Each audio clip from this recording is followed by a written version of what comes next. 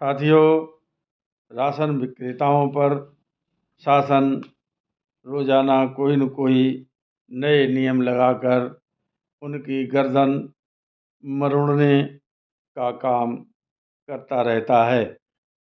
ऐसा ही अब हमारे राशन विक्रेता भाइयों को दुकान हेतु जो शासन द्वारा अन्नपूर्णा भवन दिए जा रहे हैं, उसकी नियमावली और शर्तों को देखकर लगता है।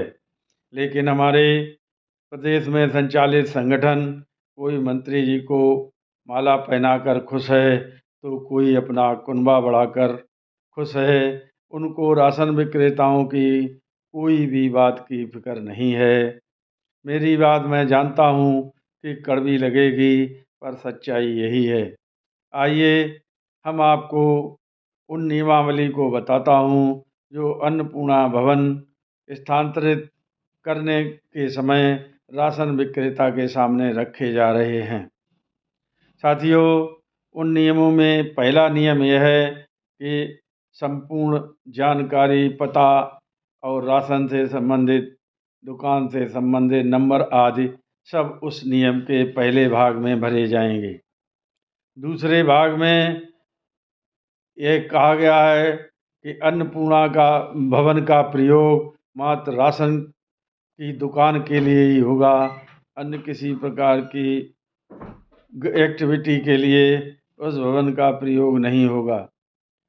और वहीं पर तीसरे नंबर के नियम में कहा गया है कि किराए पर उस भवन को नहीं दिया जा सकता, ना ही उसमें कोई किराएदार रखा जा सकता है। साथियों, ये तो होना भी नहीं चाहिए, क्योंकि राशन की दुकान सरकारी भी है और उसके पास किराएदार को नहीं रखा जा सकता। लेकिन वहीं पर आप चौथा नियम देखें, कभी राशन विक्रेता उस भवन पर अपना स्वामित्व होने का दावा प्रेषित नहीं कर सकता। वहीं चौथे नियम पर आप जरा गौर फरमाएं कि टूट फूट और रंग पुताई की जो भी आवश्यकता उस भवन को होगी, उसका सारा खर्चा राशन विक्रेता को ही देना होगा। उसमें किसी प्रकार की कोई सरकारी मदद नहीं की जाएगी। उसके बाद छठे नंबर पर आता है कि उपभोक्ता को या राशन विक्रेता को जो उसमें रह रहा है, बिजली का बिल भी उसे ही देना होगा। उसके लिए ग्राम सभा कोई भी उसकी मदद नहीं करेगी।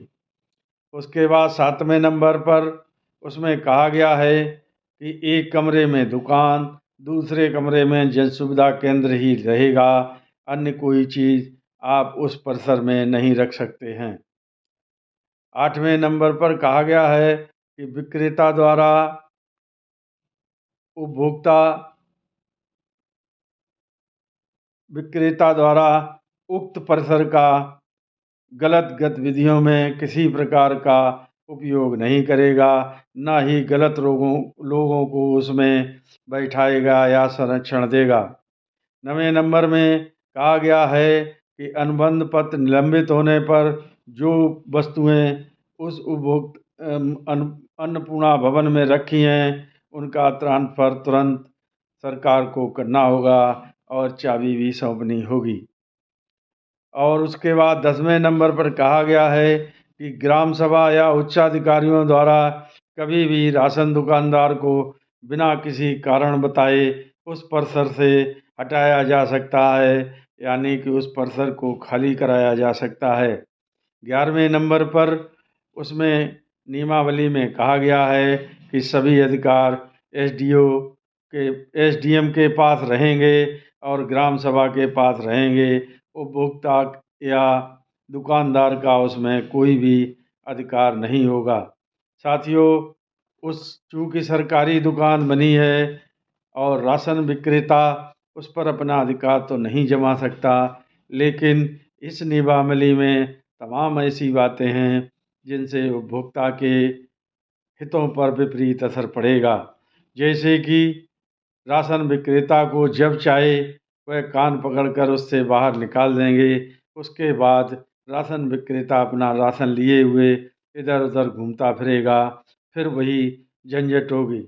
तीसरी चीज़ यह है कि बिजली का बिल उपभोक्ता ही देगा, यानी कि कोटेदार ही देगा, और उसमें ग्राम सभा आदि कोई भी सहयोग नहीं करेगी। यह सब बातें ऐसी हैं कि सरकार राशन विक्रेताओं का उपयोग करके उसका गला फांस रही है।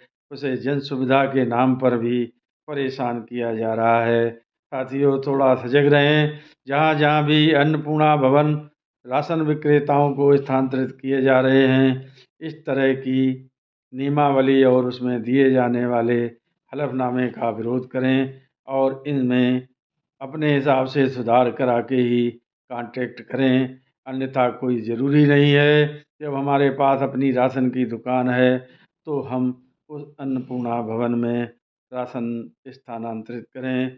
मेरी बात यदि किसी को बुरी लगी हो तो क्षमा करें। साथियों, नमस्कार। जय हिंद, जय भारत।